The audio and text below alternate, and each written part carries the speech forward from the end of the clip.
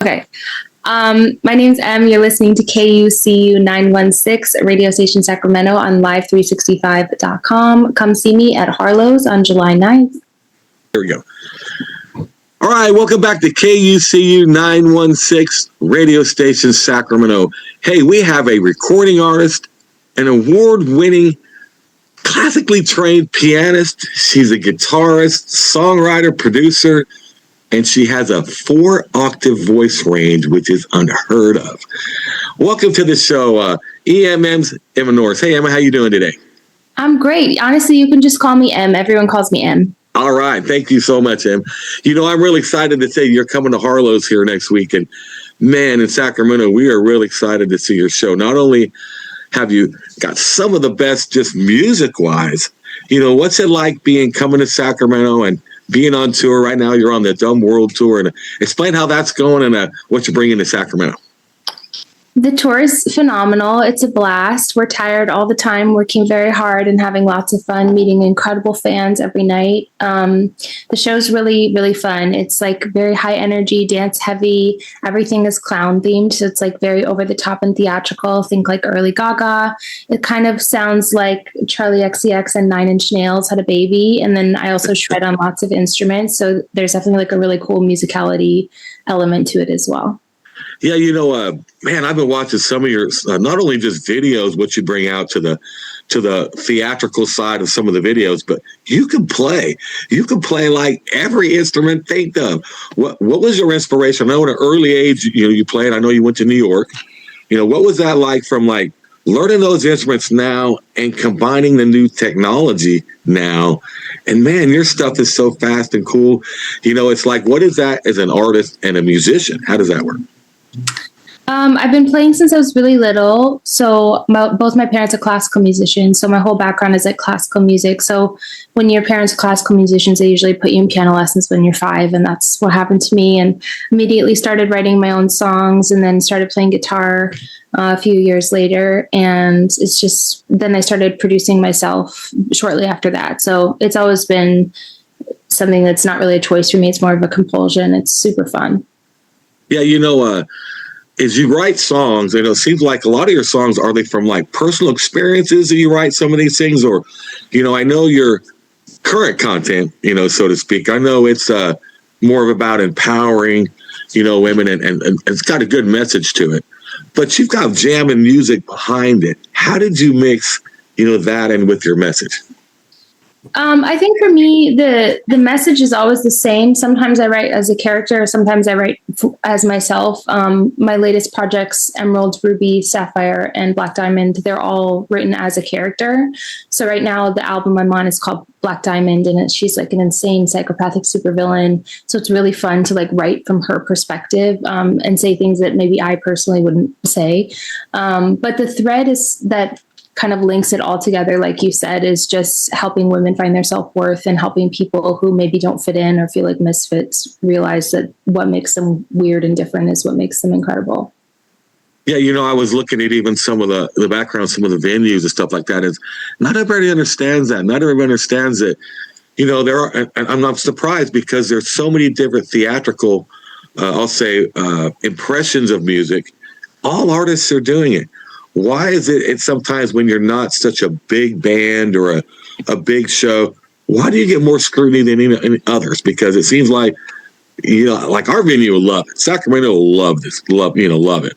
But do you have that experience in every venue? Does everybody kind of get the message? So far, almost every show has been like the audience is there because they already know the music and they're really excited to be there. But in general, online with wider audiences, there's obviously so many people who assume that like maybe our self-expression is tainted, like it's for other people or it's for attention or it's for money or it's for power or something. And that's never what it's about for me or for anyone that I work with. Yeah, you can kind of tell that. I mean, I looked at the music. Sorry, it's fast, and the rhythms you're just jamming. That I think I get lost more in that sometimes than the words. To be honest with you, until I started listening to songs like I think it was da da da two da da. I'll just say that. But you made it like 4 da da da's in a row, and I was jamming with it because the music is right on beat with it. You know, a lot of the stuff that you make, do you do any technical music, or is it all like you comprise the beats and all the instruments and then you make your mix? Because it's jamming. I love the way how fast they are. Thanks. Yeah, we have a lot of up tempos. The new album, Black Diamond, is a lot of up tempo music, and the producer for that, we were really inspired by like industrial and underground house and dance music. So we definitely pull a lot from there. Yeah, it seems like when you're in some of these clubs, obviously the theatrical lighting stuff is just phenomenal.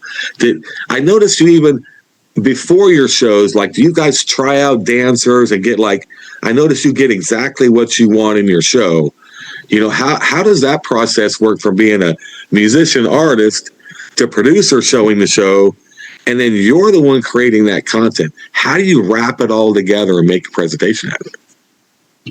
It's just like a lot of work. So this current show I started in 2023, but it kind of grew out of a show that I grew in 2021. So it's constantly a work in progress, and the show's improving all the time. We're always changing things, changing out songs, doing new choreography, hiring different dancers, trying different things. So I'm very obsessed with like perfection as far as performing as much as you can be in a club setting. Like obviously when you're at an early level, you can't always bring 10 people with you to make it exactly how you want. You have to rely on locals and stuff.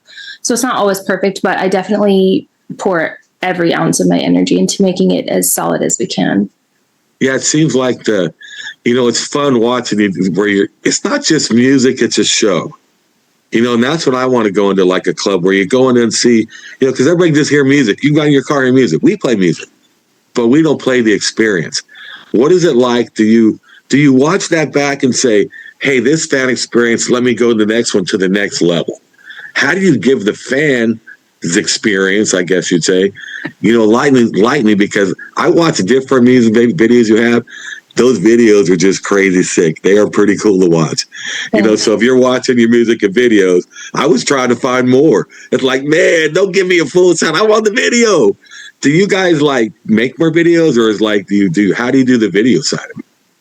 Video side, well, I've been putting out visuals for over a decade, so it's gotten better and better and better. Everything's in-house. I have someone that works for me full-time that does all my content with me, so we're very much partners, and he's phenomenal, and we can like do the jobs of 10 people, so we're able to get these incredible results just with just the two of us. So that's a lot of like what you're seeing is just a lot of study and hard work and tutorials and figuring it out behind the scenes on our own.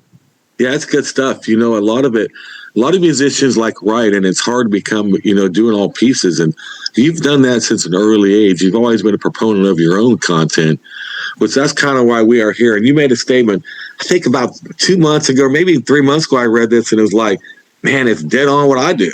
It's like you made a perfect statement saying, if they don't get you a seat at the table, build your own. Mm-hmm. And I read that, and it was like, holy smack, because that's kind of what we've done. In Sacramento, there's a bunch of radio stations, but we're just unique because I play everybody. Not just one genre. We love everybody. That's good. How is it that like that you see that for once and you say some of those statements and you live by them? Like, you'll go out and tell people this is what we do. You're not afraid to put it out there. How did that generate what you do now, is being not afraid to put stuff out there? I faced a lot of rejection, and I was kind of dragged in and out of many label situations and different types of deals for many years. And I realized eventually, after just dealing with so many nightmare situations, that if I wanted to be successful, I was just going to have to take things into my own hands and stop letting like any fear of rejection or judgment slow me down. Yeah, that's probably a part of it. And I see your message, obviously to young women and women in general. Your message, explain to me how that is, because some people misunderstand it, I think, because your music and your message, it just depends on the song. Sometimes that's theatrical. But I think your positiveness about, women's voice being heard and power, your own inner power being heard. I think that's everybody, not just women in general. But how do you explain, some of those writings? And you obviously write good music for it, so you can. It's powerful. How do you express that part of your view? Like, how do I write about it, or? Yeah, how do you express it? Because a lot of people can write stuff, but it's like you put that music and you have it out there. Some people may not, understand or believe what the lyrics they hear, but I didn't look at that. I reread a couple lyrics and they make sense. Because they're about empowerment, they're about positiveness. How does that do you have different people giving you different views other than just being positive? I mean, I write about all kinds of things. I guess I don't really, there's things I'm just not that interested in writing about because I think it's been done a lot and it's not interesting to me personally. And for me, like writing has always been a form of healing. So a lot of times I'm taking like frustration or pain or something that hurt me in some way and putting it into lyricism. So I think that that's why a lot of times I'm writing something to lift myself up and encourage myself because I need it. And that's sort of why it ends up helping other people too, I think. Yeah, for sure. For sure. Now, let me ask you this. If you were to compare yourself with somebody, who would that be? Myself. There you go. I don't know. Because it's like I looked at different plays that it's hard because as artists, you want to be your own, you want to be out there and be genuine. I think you are. It's like I was looking at that too going, and I'll be honest with you, I tried to write down who I would compare you to. And I couldn't just because I could say I compare you to some artists as theatrical. And I'll say this, and I don't want to be disrespectful like Britney Spears type thing, but the theatrical side, you have the musical side, right? So you combine not only musical talent, but theatrical talent, and you put it into fashion. I was watching your video, and today, nowadays, I think it's moved towards fashion now more than it's moved towards vocality sometimes, right? Because you could watch some of these videos. And I was on your side. It's totally different because the music's good with them.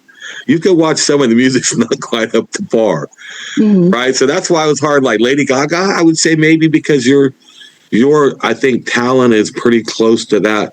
How she's got theatrical and can play, and you can too. Do you ever play? I'll say other than out of character. Do you ever go play music other than out of character type music? You know what I mean? Like you just go sit in a piano bar or something. I have definitely done that many times. And I grew up as a singer-songwriter first, and then the fashion and the dance and the theatrics kind of grows over time because that's something that requires a budget. So of course my roots are as a singer-songwriter. So yeah, I've done that my whole life for sure. Yeah, I could definitely say the video side. We do them here. Hey, there's different every kind of budget nowadays with the handheld cameras. These handheld cameras, you can do so much more than bringing a whole crew out anymore. So, like when you're on, and I'll say I've watched some things that it was interesting because I watched how you rename Monday. Monslay, Tuesday, Wednesday, Thursday, Friday. Oh, God. I get lost on Saturday and Sunday, whether it's Sat Slay or Sun Slay. See, I was getting lost because I was going to remember these. How did you come up with that? And the character's great because that people don't know, like the Blue Diamond character. If you're ever in theology, theatrics and stuff like that, that character's great because it shows every kind of different kind of angle you can do as an artist. How did you come up with the fashion of that? Because it's crazy. It reminds me of the Pins and Needles guy back when we were watching movies as a kid, right? It stood out to you. And when you watch your videos, man, it's great. It's like, how do you come up with how did you come up with the character one? And then how do you attach the fashion to it?